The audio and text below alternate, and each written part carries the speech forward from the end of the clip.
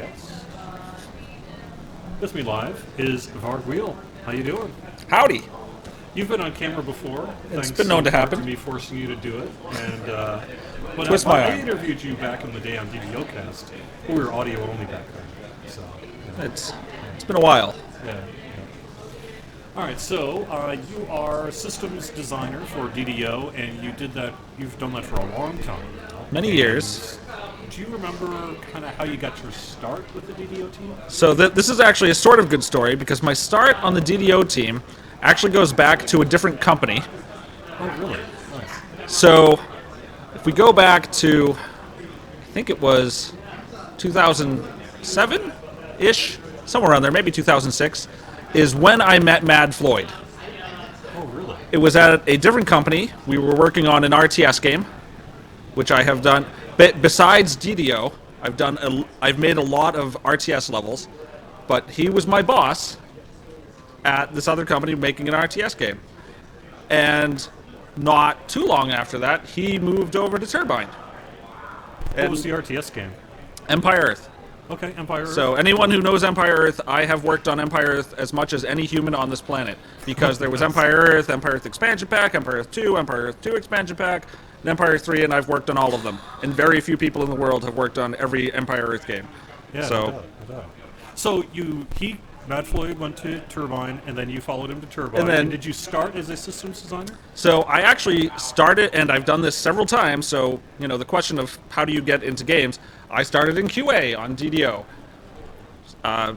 Almost 5 years ago. Well, no, yeah, not quite 5 years ago, coming up on 5 years. And I also started on the exact same day as Cookie. Cookie, Cobalt, and I joined Turbine on the exact same day. Really? Yeah, it's going to be 5 years in a few months.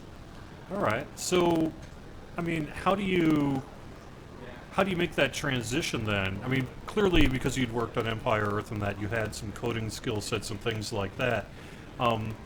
What is it that QA brings to the table, though, that you can learn from this sort of thing? I mean, learning about the product alone is helpful, right? I've played D&D before, but that doesn't mean I know the ins and outs of DDO. I'd played it a little bit, but doing QA, you learn a lot more, and you learn stuff that you can't even learn by playing, right? You learn some of the behind-the-scenes stuff, you learn the commands, you learn how the game is built. So all of that contributes and adds to it.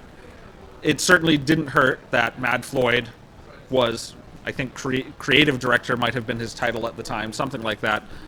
So when there was an open position for systems designer, I was more than happy to apply as a Turbine employee and jump in then, basically. So I think I did about 6 months of DDO QA. Oh my goodness, you're being terribly mean to players right now. Yes. It is fantastic. I'm also going to have to delete them because I don't think they can be killed in the public instance. Spawning cubes of death on players is great. They should probably stop killing them someday. But so yeah, so that means I've been doing systems design on DDO for a bit over 4 years. Nice. And I know that you've done a lot of enhancements, a lot of kind of class work. You were heavily involved in the Warlock. What are some of the other things that I guess you are most consider yourself associated with? So I certainly, like, most of my work is feats, enhancements, so many enhancements. One of the first big things I worked on was on Epic Destinies with Eladrin.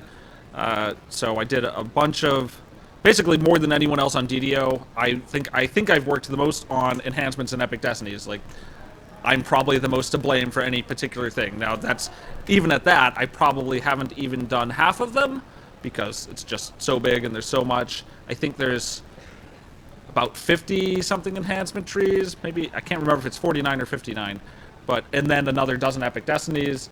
I did all of the Primal Epic Destinies, so Fury of the Wild, Primal Avatar, and perhaps most infamously, Shirati Champion is completely and utterly my fault. So if you love or hate Shirati Champion, that's on me. Nice. And I think that actually inspired Feather of Sun at the time to redo Potions of Wonder. So, what is the thing that you feel is the cruelest thing you've done to players in DDO? Some players say it's the cruelest. for me, I'm really, really glad we did it and put it in, and players either love it or hate it, is probably Champions. Because Champions was really my baby.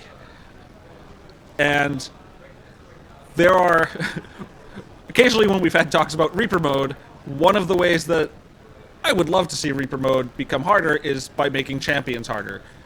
Champions are part of their goal is to make the game harder, but they're also supposed to be fun and not stop you from doing things you could probably have done anyway, right? So, sometimes you'll get unlucky and they'll be just right over the edge. But probably, if you could complete the quest, you can probably still complete the quest with Champions if you're paying attention and taking it slow enough. One of the things Champions could do is do things like be immune to fire damage or piercing damage, in which case you really need a good party or flexibility, right? Like, they could be used to make the party more important, because, if you're immune to physical damage, well, you'd better have a spellcaster on your team. Yeah, absolutely. So... And day one Champions, players notice them, let's say. Now, one of the things that you also have done a lot of is communicating with our players, say, on IRC chat, on the Players' Council, on the forums, all that sort of thing. Do you see that as... How do you see that as sort of being important to what you do with design? I mean, it's very hard to design in a vacuum. And... I do a lot of math. I stare at Excel spreadsheets all the time.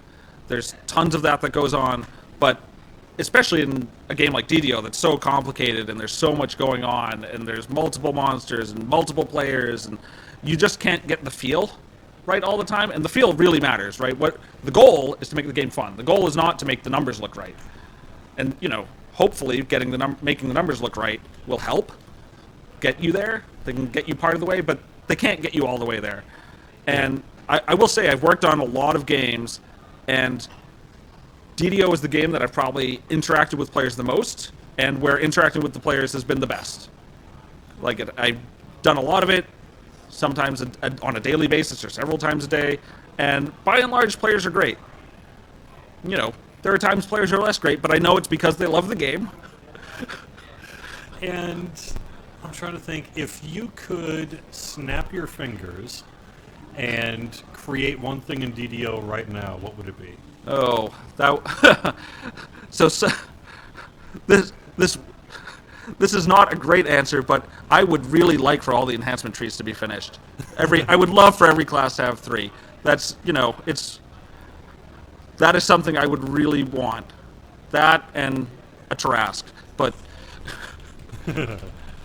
I'm very happy I'm very, very happy with where enhancements and Epic Destinies have gone. I'm not going to say they're perfect in every way, but... From a sheer systems design perspective, which would be easier, Rocket Bears or a Tarrasque minigame? Probably Rocket Bears. Yeah? Yeah, because that's sort of things that exist doing things we can sort of already do. Things can fly. So, things can fly really fast with fire coming out of their rocket. Rocket Bear is probably a lot easier than... Tarrasque minigame? I don't even know what that is. We'd have to design a minigame. Well, I guess it depends on what the breeding is, right? Right. Yeah. But, so that's a much bigger, more complicated question. Rocket Bear is much easier. Okay. All right. Well, that's great. Thank you very much for joining us here, Vargouille. Happy anniversary. It's been great. And at some point, hopefully, Cordovan will get to eat some of his cake. Oh, maybe. Oh, that's actually a good point. I should put the cake up to the camera. I brought one of each, so, if you want to trade for chocolate. Now, what's this I hear about a silent auction going on? Is that right? Yeah, so there are some board games, and some other things. I think there's a couple wooden swords, a bunch of minis. That is basically, there's a silent auction, because we're having a big party here at Turbine today, which is why we have cake and drink. And basically, the silent auction, it's just a piece of paper with the highest bid at the bottom. And if you are interested in that thing, put a new highest bid at the bottom. Nice. And a lot of them are employees have been allowed to bring things in to auction for themselves, and some people have been saying, this whatever I get from this auction is all going to charity. So, cool. So some of that's going on. Nice. That's awesome. Well, happy 10th anniversary, DDO, and again, thank you very much, Vargouille, for joining me. Happy anniversary. Yeah. All right, I am currently